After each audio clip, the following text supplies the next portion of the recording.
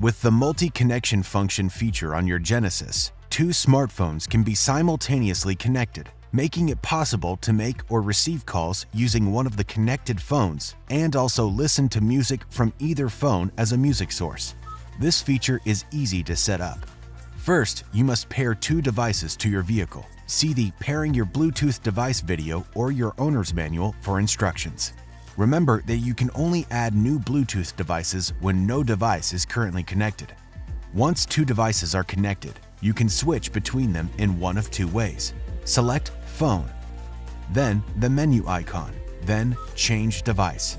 Press the desired Bluetooth device on the pop-up to change for audio streaming or hands-free calling.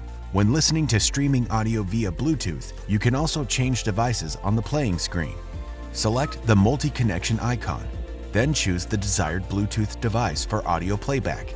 You can always quickly and easily switch devices back using these steps. For more helpful information on your Genesis, be sure to explore the how-to guides on the Genesis USA YouTube channel and mygenesis.com.